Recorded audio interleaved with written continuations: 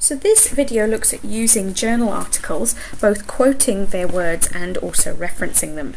So on the right hand side here I am working with my dementia essay still, and on the left hand side I have an article from a journal that's written for nurses, and it's called Low Cost Strategies to Improve Dementia Care. And sometimes you get a situation where the writers express themselves so well and so clearly you want to take their exact words. So I have that situation here on the right hand side where it says 5 key points. Hospital admission can be distressing and confusing to people with dementia and lead to challenging behaviour. I want to have that exact sentence because that's exactly what I want to put across and say. So I need to put a set of speech marks, the quote marks at the start, and then I need to write out the quote exactly the way that Michelle has written it in her article, with exactly the same punctuation and spelling and everything.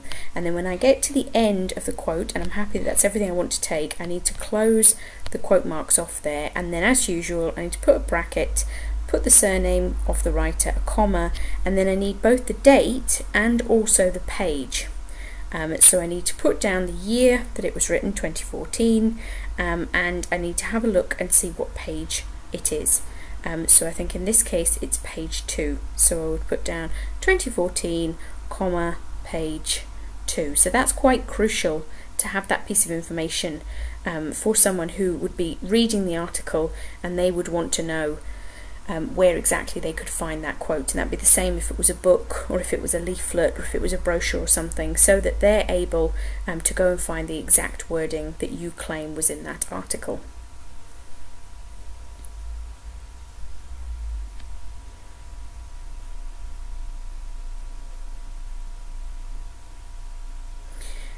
Now I'm going on to say a little bit more detail about who the writer of this article was. So Bevan was an A&E nurse who decided to become a dementia link nurse after she saw her own mother's experiences in hospital. So that's just giving, the people that are reading my article, a little bit more information. And then I want to use her words describing what happened to her mother. So up here I've got a small section where she started to describe what went on in hospital with her mother.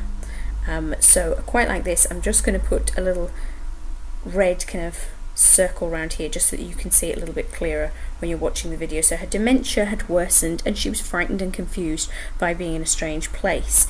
And then I feel that following on from there, I think it's a really good point she makes. She was sedated because she would wander at night time, which rendered her incapable of holding a conversation, and nobody appeared to take time to understand her needs.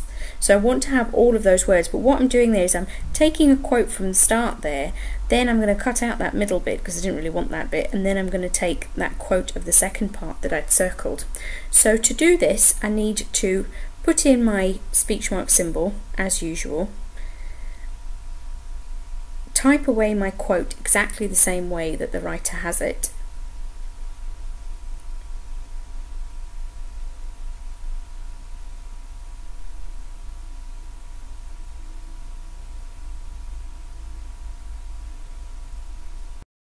If I was finished with the quote, I would just put some speech marks at the end and that would be it. But I still have some more things I want to quote here.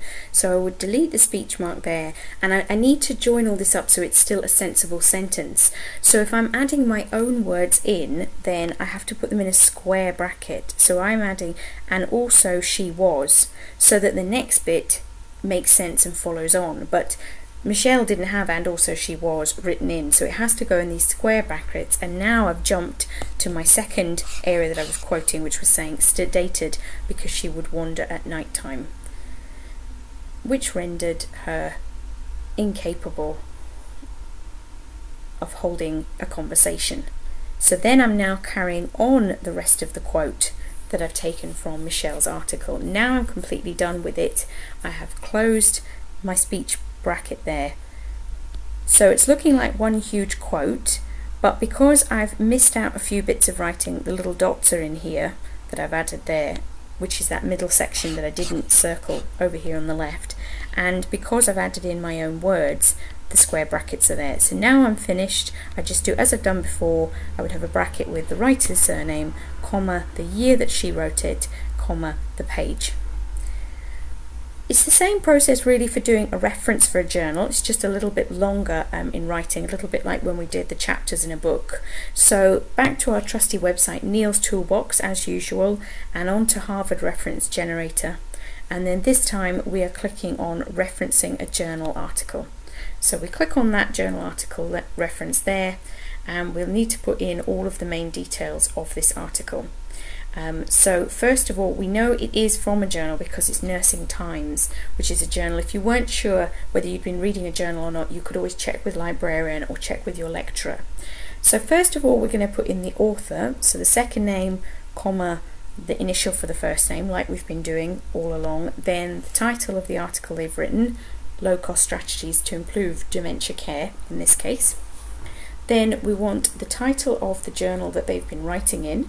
So we've seen that that's called Nursing Times, so that's going to go in here. And all these journals are published in volumes, so usually somewhere, often at the bottom of the page, there will be a volume. So in this case, this was volume 110, so there's been 109 issues before this one.